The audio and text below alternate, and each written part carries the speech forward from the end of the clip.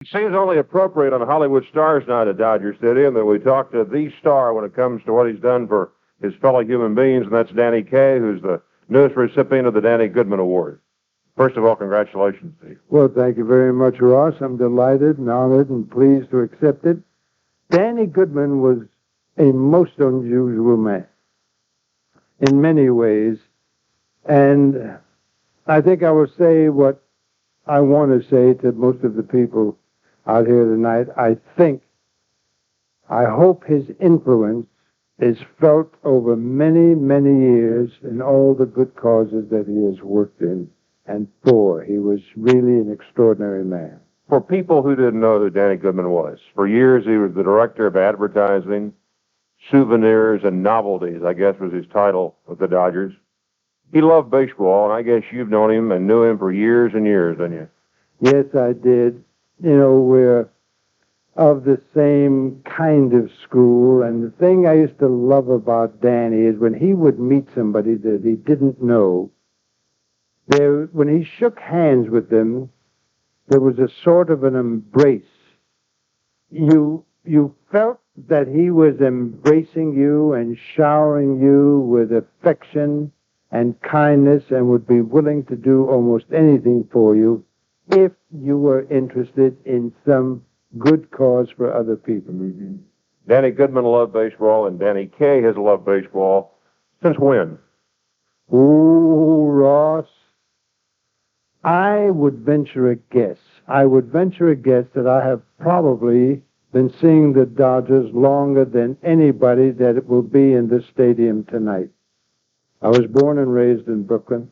I was taken there very, very early on. I think I've been watching the Dodgers 60-some odd years, I would think. Was the story true that when you were on Broadway, you used to go out to Ebbets Field and work out with the Dodgers? Absolutely. Absolutely true. And years ago, I went out to work out, and DeRocher would be hitting ground balls to me, and Dolph Camilli, and Freddie Fitzsimmons. And I once got in the batting cage, and Joe Medwick, the first pitch he threw was right at my head. And Leo went out and chewed him out, and I thought he was going to kill him. But no, he said, well, he can get out of the way. Oh, it was funny. That was great. I go back, really, of the times of Dazzy Vance and Burley Grimes and Van Lingo Mungo and Rip, all of them. And last year in February, well, you were there, when they had the anniversary of the 55 world champions, to sit around with Russ Meyer and Carl Furillo and the crazy kid from Brooklyn, the pitcher, who was really remarkable. Billy Lowe's. And Sandy, and to hear Al Campanis, Buzzy Bavasi, Vin Scully, and Tommy Lasorda tell the same story, and they all had 4 different endings. It was really quite remarkable. Danny Kaye is our guest. We'll talk to him some more right after this. We're chatting with Danny Kaye, who's the recipient this year of the Danny Goodman Award. All right, the Dodgers have always been your favorite team. Let's play a little word identification. Sandy Koufax. The best-looking pitcher I have ever seen in my life. Under stress, without stress, under handicaps, under any given situation, he was as good as anybody I have ever seen. Walter O'Malley. Walter O'Malley was a visionary. He really was. And the fact that baseball is really the national pastime can be laid directly at the feet of Walter O'Malley. Peter O'Malley. Peter O'Malley inherited many, many of the qualities of Walter O'Malley, and I've known Peter ever since he was a child. There's a kind of a quality that Walter said it better than anybody. He said, Peter is soft and he's gentle, and like silver, he has to be hammered. And he did. He sent him to Spokane, and he sent him to Tacoma, wherever the farm clubs were, and Peter came out a molded, sizable young man. Favorite player? As a player or as a person? As a player. I think I will have to live a very long time before I see anybody who did as many things as well as Mr. Giuseppe DiMaggio.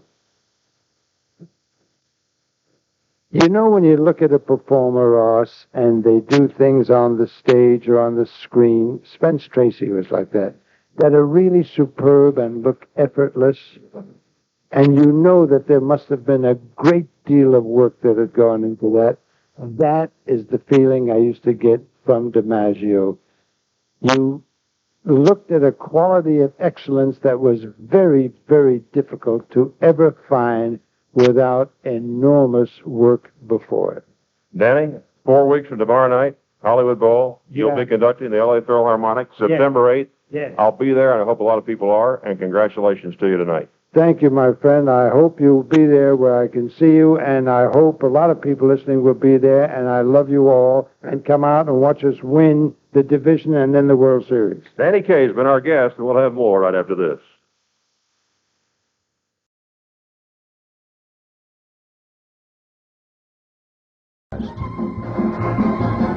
So I say D, I say D-O, D-O-D, D-O-D-G, D-O-D-G-E-R-S, team, team, team, team, O. I say O-M, O-M-A, O-M-A-L, O-M-A-L-L-E-Y. Oh, really? No O'Malley. Sandy Koufax, oh, my dries there, Maury Wills, I love you so. And we defy the J-I, J-I-N, J-I-N-T, J-I-N-T-S, Giants! Label! Orlando Cepeda is at bat with the bases jammed. Orlando Cepeda with a wham, bam, he hit a grand slam in the very first inning, but it's only the beginning. In the third, like a bird, we get 2-1 on the way, then fairly hits into a double play. Here comes Big Frank Howard, yes sirree. Boy, what a swing! Strike 3. Odem B, Odem B-U, B-U-M, B-U-M-S. Them bums, them bums, them dry bums. Oh, they may be bums, but they're my bums. Top of the 5th, say hey Willie Mays hits a 3-bagger down the right field line. But he's out trying to stretch it to a homer as Roseboro tags him on the bottom of the spine. With the crack you can hear all the way back up to San Francisco. Open your hospitals! Inning 6, Maury Wills draws a walk in the coach's box. Leo DeRocher, Leo DeRocher starts to wiggle and to twitch. A signal? No, an itch. Go, Maury, go, Maury, go, go, go. Maury goes, the catcher throws right from the solar plexus. At the bag, he beats the tag, that mighty little waif, and umpire Conlon cries, "You're out!" Out? Out? Down in the dugout, Alston glowers. Up in the booth, Vin Scully frowns. Out in the stands, O'Malley grins. Attendance 50,000. And what does O'Malley do? Bottom of the 9th, 4-0, last chance. Push the button. Oh, we're pleading, begging on our knees. Come on, you Flatbush refugees. Maury Wills at bat, hit it for me once. Stu Miller throws, Maury bunts. Cepeda runs to field the ball, and Hiller covers first. Haller runs to back up Hiller. Hiller crashes into Miller. Miller falls, drops the ball. Conlon calls safe. Yay, Maury! Gilliam up.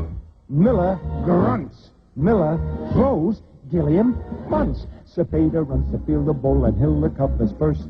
Haller runs to back up Hiller. Hiller crashes into Miller. Miller falls, drops the ball. Conlon calls, safe. Yay, Conlon! Willie Davis gets a hit and Tommy does the same. Here comes Mr. Howard with the chance to win the game. Hit it once. Big Frank Bonds. Cepeda runs to field the ball. So does Hiller. So does Miller. Miller hollers Hiller. Hiller hollers Miller. Haller hollers Hiller. Points to Miller with his fist.